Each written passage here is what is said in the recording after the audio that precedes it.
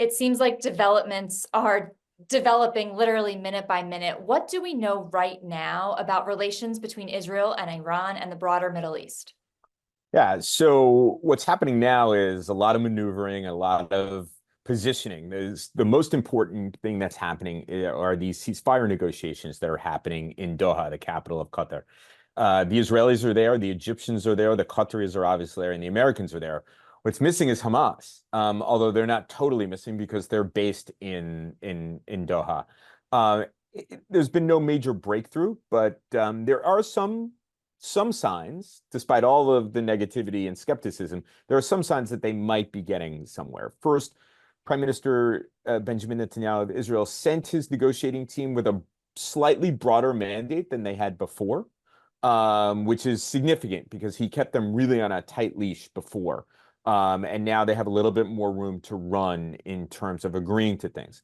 And although Hamas is not attending these talks per se, they are in Doha and they have asked to be briefed on development. So there does seem to be the possibility of some movement, but there are a lot of reasons to remain skeptical that we'll get a ceasefire. And how this plugs into the Iran situation is there is the idea, I think this is mostly an American idea, that if you get the ceasefire between the Israelis and Hamas in Gaza, it will mitigate, not completely get rid of, but mitigate the risk of a broader conflict between Israel and Iran and Israel and Hezbollah. That's the working theory here. The Iranians have sort of fed into this, saying they'll do nothing to undermine ceasefire talks. I'm actually skeptical of both. I'm skeptical that there will be a ceasefire, and I'm skeptical that the Iranians will keep their powder dry, as they say. Let's get into the why of both. And let's start with your skepticism on ceasefire. Why do you think that is unlikely at this point in time? Well, there's a lot of details that the two sides don't agree on, but I think that there's a broader macro issue here, and that is that the leader of Hamas, Yahya Sinwar, doesn't want a ceasefire. He thinks he's winning. And Prime Minister Benjamin Netanyahu of Israel is dependent upon parties for the stability of his coalition government who also don't want a ceasefire and threaten to bolt from the government if there is a ceasefire.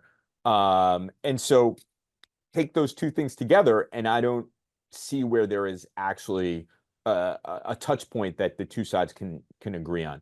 What we're seeing here is Sinwar and Hamas, who are one-staters, pitted against the one-staters of the Israeli government who want to see the eradication of Hamas.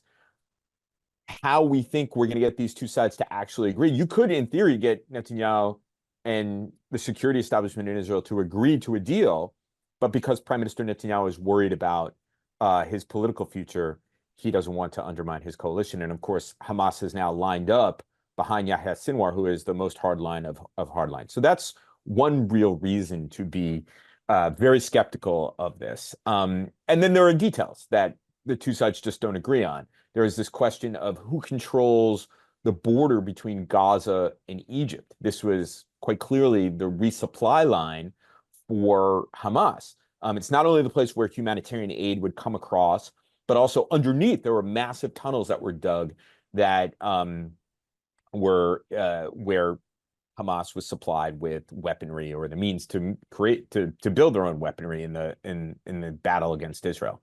And then, of course, the Israelis have a demand. And so the Israelis obviously don't want to give that up. This is a way to squeeze Hamas. But the Egyptians and the Palestinians are saying, no, the Israelis cannot be on this border. And then there's the problem of the Israelis are demanding that no armed cadres be allowed back into the northern Gaza Strip.